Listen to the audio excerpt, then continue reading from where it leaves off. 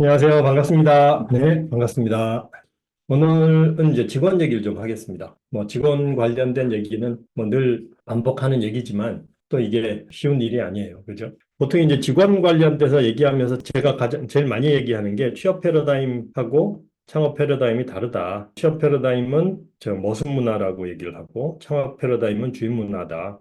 이 문화가 다르다라는 걸 인식해야 되고 우리가 여기서 이쪽으로 동네를 바꿔야 된다. 뭐 이런 얘기를 많이 합니다. 근데 제가 머슴 문화, 옛날에 뭐 노비 문화 뭐 이렇게 얘기를 했는데 여기에 대해서 좀 불편해요. 듣는 사람 입장에서는. 그리고 우리 직원들이 그럼 다 머슴이란 말이냐? 뭐 이런 생각을 우리가 당연히 하죠. 근데 이거는 사실은 제가 이쪽에 있는 사람들에게 뭔가 강조하기 위해서 이제 이런 얘기를 하는 거고 사실 저게 팩트긴 합니다. 팩트긴 하는데 이제 그거를 팩폭을 하면 불편한 거죠. 불편하지만 일단 창업 패러다임으로 바꾸려고 하는 분들은 이게 다르다라는 걸 아실 필요가 있어요. 그래서 이제 그런 얘기를 제가 자주 드렸고, 그 다음에 또 하나는 이제 그래서 직원들한테 오너십 기대하지 마라. 그래서 오너십에 기대하면 이 시스템 자체가 안 되고, 그래서 결국은 이 시스템으로 돌아가는 회사를 만들어야 된다. 직원의 개인 역량에 의존하면 안 된다. 뭐 이런 얘기를 많이 합니다. 그래서 보통 이제 여기까지만 얘기를 들으면 이건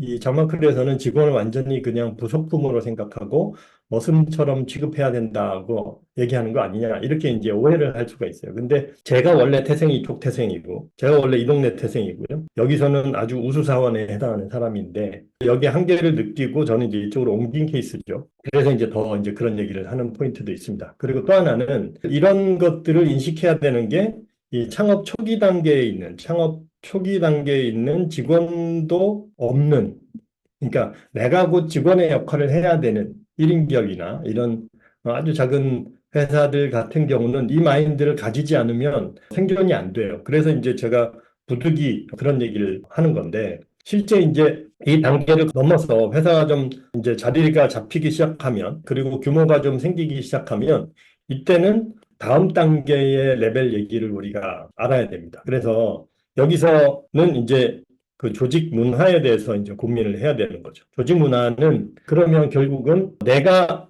이전까지는 주어진 조직 문화에서 내가 살았다면 지금은 이제 내가 조직 문화를 만들 수 있는 상황이 된 거예요. 그래서 그렇다면 나는 어떤 조직을 만들 건지에 대한 얘기를 이제 우리가 해볼 필요가 있습니다. 그래서 이 단계에 계신 분들한테는 제가 개인적으로는 말씀을 드리는 얘기지만 여기 이제 오늘 그 얘기를 좀 해보면 조직 문화도 사실은 패러다임이 바뀌고 있습니다.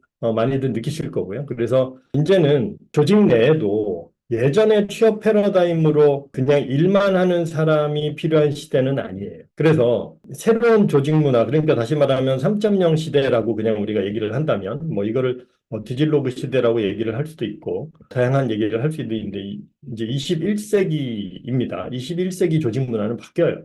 그래서 어떻게 바뀌냐 하면 그냥 시스템의 부속품으로 돌아가서 일을 하는 사람이 아니라 내가 오너십을 가지고 자발적이고 주도적으로 그다음에 회사 전체를 생각하며 일을 하는 직원이 필요해지는 시대가 온 거예요. 그래서 이게 보면 사실은 어떻게 보면 이 창업 패러다임으로 일을 하는 직원이 필요해졌다는 얘기입니다. 그리고 사실은 직원들조차도 이제는 그런 걸 요구해요. 그래서 이제 이걸 가장 단적으로 볼 수 있는 게 이제 MZ 세대라고 하는 건데 대부분 이제 요즘 MZ 세대들이 조직에 적응이 안 된다 뭐 이런저런 얘기를 많이 하잖아요. 그죠? 근데 잘 보시면 이 MZ 세대는요. 기본적으로 이 3.0 패러다임을 가지고 태어난 사람들이. 그래서 이런 사람들은 이 기존의 이 머슴 문화, 취업 문화, 그리고 시스템의 부속품으로 돌아가는 그런 구조에 대해서 버티기가 쉽지가 않아요. 그러니까 사실은 기존 조직에 들어갔을 때 MZ 세대와 사실 기존 조직 문화가 갈등이 생기는 거예요. 그래서 이게 뭐냐? 사실은 제가 이제 패러다임이 바뀌었다 그랬잖아요. 그죠? 2000년을 기점으로 이 아날로그 시대에서 디질로그 시대로 바뀌었단 말이에요.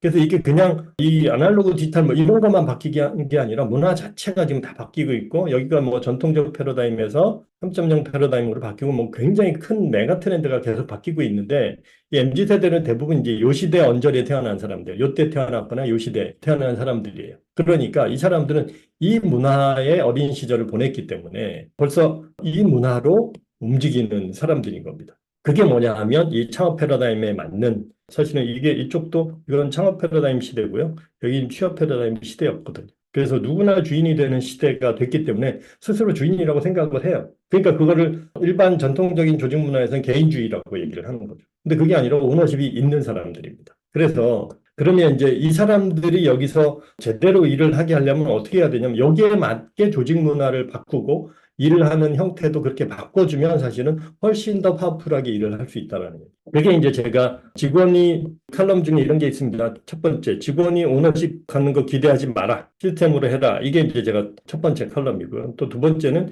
그런데 직원이 오너십 갖게 할 수 있는 방법이 하나가 있다. 그게 뭐냐 하면 시스템을 파악하고 시스템의 맥락을 이해하게 하면 된다라고 이제 제가 말씀을 드렸습니다. 이게 그 포인트예요. 그래서 제가 이걸 하지 말라고 하는 거는 뭐냐면 오너가 아무것도 안 하고 그냥 막연하게 직원에게 기대하지 말라는 거예요. 뭐가 준비가 돼야지 뭘 기대할 수 있는데 자기는 할 거 하나도 안 하고 직원들한테만 요구하는 거 하지 말라는 얘기입니다. 이게. 그리고 그러면 직원이 오너십을 갖게 하려면 결국은 이 맥락을 가지고 일을 하게 하면 된다라는 건데 그렇게 하려면 크게 이제 세 가지가 필요한 거죠. 그래서 직원이 오너십 갖게 하려면 첫 번째가 뭐냐 하면 시스템 설계도를 공유해야 되는 거예요. 직원들하고. 그리고 직원들이 여기에 대해서 공감할 수 있게.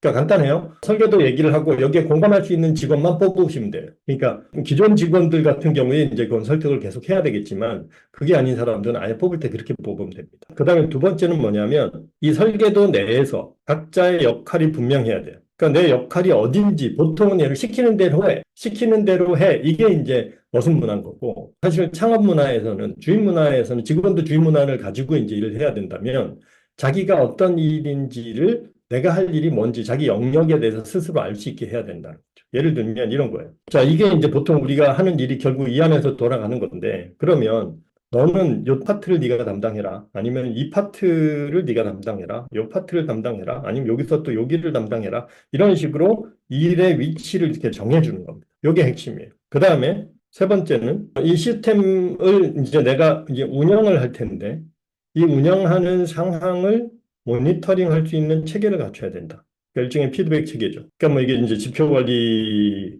시스템부터 시작해서 뭐 CRM이라든지 ERP라든지 아니면 뭐 내부 노션이라든지 뭐 이런 식의 해서 뭔가 이 시스템을 관리하는 그런 체계를 갖출 필요가 있다라는 얘기. 그래서 요걸 갖추면 그러면 이제 여기서 내가 어떤 액션을 취했을 때 데이터가 나오잖아요. 그죠? 이 결과값이 나옵니다. 그럼 이 결과값을 보고 내가 잘했는지 못했는지 스스로 판단하고 그걸 할 수 있게 해주는 거죠.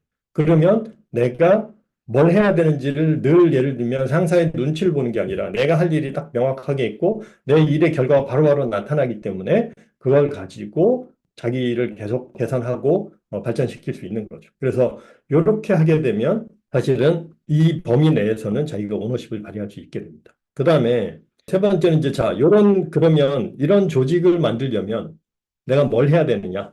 이제 간단하게 뭐 제가 이제 조직 문화 세팅하는 프로세스를 이제 그 경영학교 같은 경우에는 이제 요 얘기를 하는 겁니다. 그래서 경영학교의 이제 커리큘럼을 보시면 이런 순서로 돼 있어요. 첫 번째는 일단 설계도를 먼저 정리를 해야죠. 그래서 설계도를 정리를 하고 그다음에 각 단계별로 고객 시나리오를 정리를 합니다. 그리고 그 시나리오를 수행하기 위한 직원들의 프로세스를 정리를 해놓는 거죠. 그래서 요거를 S라 그러고 요걸 P라고 하죠. 그리고 그 프로세스에서 실제 액션해야 될 내용들까지 정리를 합니다. 그 다음에 네 번째는 각 단계별로 직원을 배정을 하는 거죠. 그리고 네가 해야 될 목표가 뭔지를 이제 정하는 겁니다. 예를 들면 지표를 뭐 몇 프로를 유지를 해라라든지 아니면 고객 숫자를 얼마로 유지를 하자라든지 뭐 이런 얘기가 되겠죠. 여기까지가 세팅이고요. 그 다음에 이제 다음에 해야 될 일은 직원들이 업무를 진행하고 나서는 지표를 입력하는 거죠. 이게 이제 모니터링입니다. 수행을 하고 수행한 결과를 지표를 입력을 하는 거죠.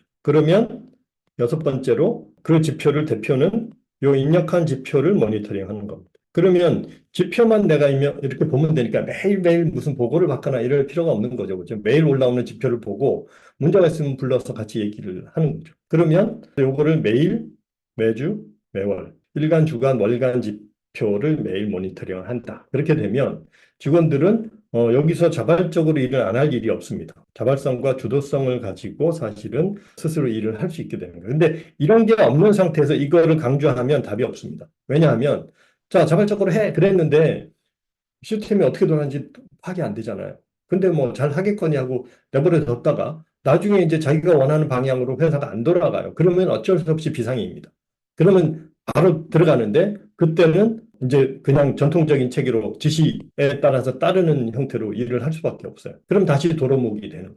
그래서 이거를 반복하는 케이스도 굉장히 많습니다. 그러니까 저는 이렇게 다 해줬어요. 근데 어느 날 보니까 직원들이 내 말대로 내 뜻대로 안 움직여줘요. 그래서 제가 어쩔 수 없이 관여를 했어요. 관여를 했더니 기존에 내가 했던 얘기가 다 망가져. 그러니까 사장님이 뭐 변했다. 뭐 이런 식으로 바뀌는 거예요. 그래서 기본적으로 이런 조직 문화를 가지려면 오너가 시스템 중심 사고를 해야 됩니다. 그리고 그래야지 조직이 시스템 중심으로 돌아가게 되는 거고, 그 다음에는 일 자체도 그리고 직원들도 시스템 중심으로 돌아가는 거죠. 네, 그래서 그런 식으로 하게 되면 우리가 오너십을 갖고 개인이 일하는 조직이 되고 사실 이런 조직이라면 MZ 세대들도 훨씬 적응하기 쉬운 조직이 되겠죠. 그래서 결국은 내가 바뀌어야지 조직이 바뀌는 거지 내가 바뀌지 않고 조직만 바꾸려고 하면 답이 안 나옵니다. 그래서 오너의 훈련이 필요하다. 뭐 이렇게 이제 제가 말씀을 드립니다. 자, 그래서 오늘은 그 얘기를 조금 정리를 했고요. 뭐 장황한 거의 뭐 경영학교 프로세스를 쭉 설명을 드린 겁니다. 자, 여기까지 하고요. 관련돼서 질문이나 또 의견이 있으신 분은 채팅창이나 칼럼이나 거기에 올려주시면 또 답변 드리겠습니다. 고맙습니다. 내일 뵙겠습니다.